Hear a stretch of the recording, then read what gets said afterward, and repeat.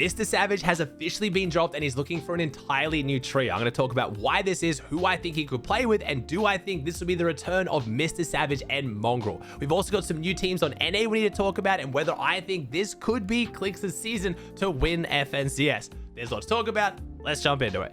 All right, EU has finally had enough of NA, taken all the drama, taken all the snake things. We finally have something going on with teams on EU. So Mr. Savage has been dropped by Panzer. He is looking for a trio. So let's start off with what the actual new trio is for Panzer. So apparently it's Thomas HD, Panzer, and Chris. Now, we haven't had that officially announced yet. I'm just hearing from behind the scenes. I'm pretty sure Panzer is locked in with Thomas HD. It's the third we weren't too sure about, which is Chris. And that can kind of give us maybe a bit of a guess into why Panzer dropped Savage, because we don't actually have an answer. Panzer hasn't said why. Panzer's still gassing up Savage in his LFT tweet. It seems like, you know, Panzer still supports Savage. It's not like he got mad at him. It's not like there was any beef. He just, I guess, wanted to play with Thomas HD more. And I think one of the main reasons I can come up with is streaming. And that's the same reason why I think Thomas HD, Panzer, and Mr. Savage didn't happen. I'm guessing Thomas, like the rest of his career, he's one of the most decorated players of all time, been playing since the very beginning. He has never played with a streamer. Now, I don't think it's a language barrier thing, because Panzer speaks Russian,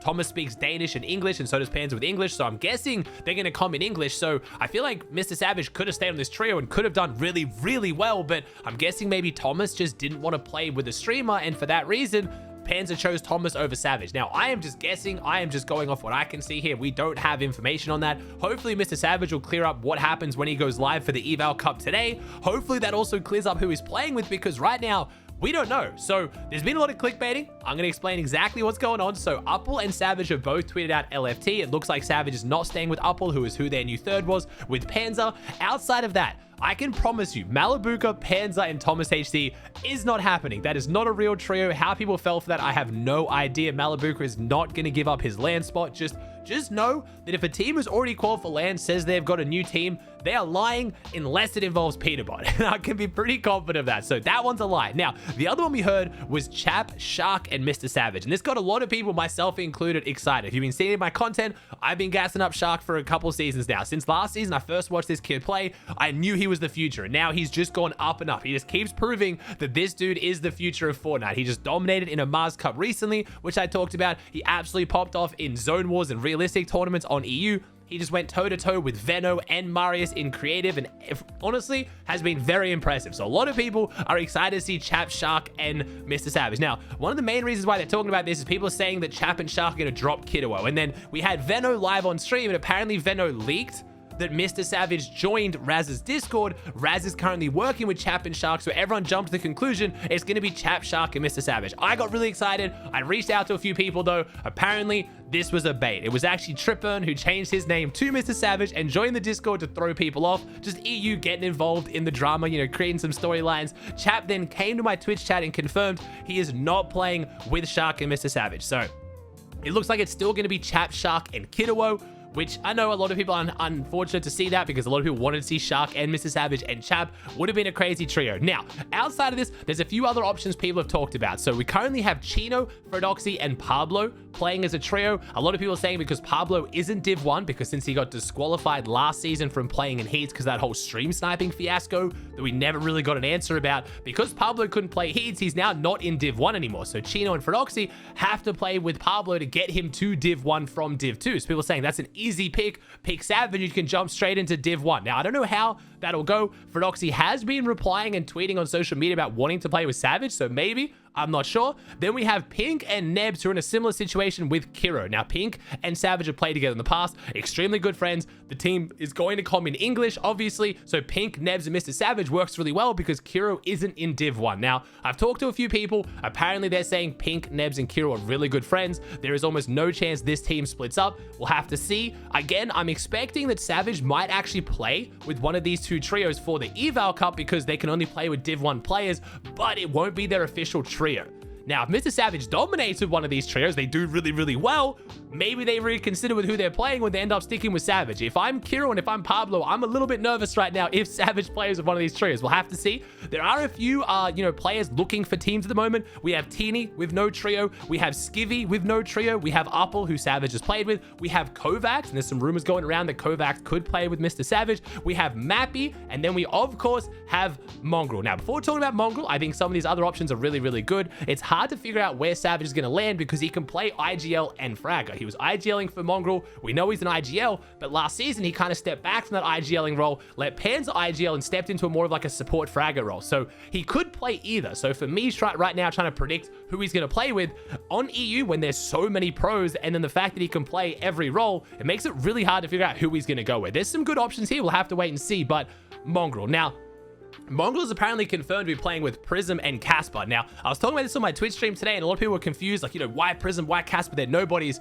Prism and Casper went to Globals together. They're a phenomenal duo. Mongraal picking them up after now, you know, being dropped from his old team because he wasn't grinding enough. Now going on a massive vacation. It's only like a week and a half, but in Fortnite terms, that's a long vacation. Coming back and having Prism and Casper is a really good option. So a lot of people assuming, oh, well, Savage needs a teammate. It's going to be Mongraal. Mongraal might want to stick with his team more, or I'm guessing Mr. Savage and Mongraal. I don't think they split lightly. They're extremely good friends, known each other for a very long time, have literally lived together for months at a time. I'm sure they had a pretty serious discussion about why they were splitting. Savage has now found himself in a pretty awkward spot, so it's the most likely, I think, chance we have of Savage and Mongraal getting back together. Before this, I would have told you there's no chance they get back together, but now it's a bit of a maybe. But with Mongraal having a good team option, it's going to make it a bit harder for Mongraal then to maybe want to split with his team, even if Mr. Savage wants to.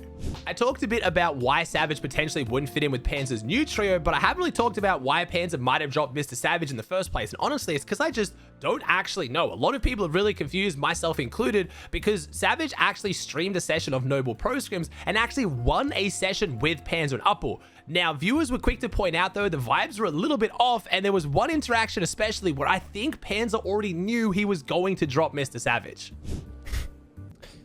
So like, what place do you think we'll get in FNCS? Kid or what? No. FNCS Grand Finals. What place do you think? No. Oh, we need to call Globals.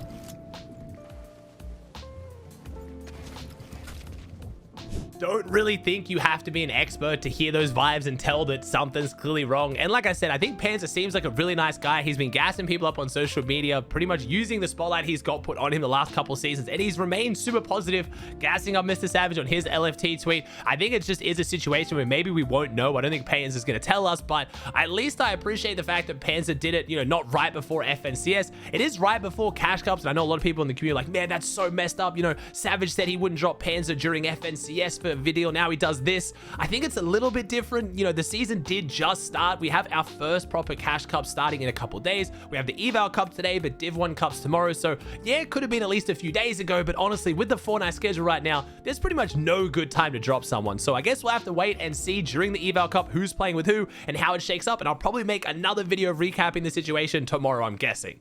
It'd be pretty strange for me to make a video only talking about EU. I do want to take a little bit to talk about NA and some of the new teams we've just seen form on NA. We now have Mason, Tyler, and Curve confirming that they're now going to be playing together, which I'm very excited for. I think that is a top 10, potentially top 5 trio if they lock in and play extremely well. I do want to talk about one of our other new teams, Rise. We've been talking about Rise, Muzz, and Curly because Kanata went and played with Booga, and they've been looking really, really good in pro scrims. We actually had Curly streaming the pro scrims today. Rise and Muzz have been playing them mostly off stream since they split with Kanata, so it's been hard to see what the vibes were like. Couldn't really see how they were playing with Virgo, but now Rise, Muzz, and Curly have been dominating. Session 1 of pro scrims yesterday, which was the best session. We pretty much had Rise and Clix's team going head to head. They both played really, really well, and I like the way Curly plays. I like their vibes. I think they fit really, really well, which is important because a lot of teams and players who, you know, have been split or dropped by Rise's team have all kind of mentioned they just don't fit the play style, and I think honestly they found someone who does. So I think that is a definite top 10 team, potentially top 5 again for Globals. They've been performing really, really well. Speaking of Clix, his trio has been dominating in the pro scrims as well. I think they are going to be Eval Cup finals favorites. I would be very surprised if they don't pick up at least 1 win in the finals today, potentially 2. They are the Eval Cup heroes. The way they play is really, really good for victory royales. They've also been picking up quite a lot of elims as well. Now, the only thing I'm worried about for this trio is, as I've been talking about on streams, if you guys have been watching, Rapid, Bolts, and Yapko, pretty much the other tier 1 team that's dropping near them at Flooded Frogs, who's going to fight for the black market. They haven't really been going for it at all because Rapid's been in Canada on like 60 or 70 ping, ping. Bolts is back on the West Coast on like 50, 60 ping, and they haven't really had the confidence to fight for it. But Rapid has now arrived back in Dallas for the Eval Cup. I think Bolts is soon to follow, and they've said once they get all 3-0 ping, they're going to be playing a lot more aggressive in that area of the map. So I'm excited and interested to see how that shakes things up for Clix. Clix, Eomzo, and Higgs, though, are a very, very good fighting team, and the only time they've ever really been running into issues is when they get camped at the black market. People camp outside it, so I think they're going to lock in. They've been playing entire sessions of scrims off stream.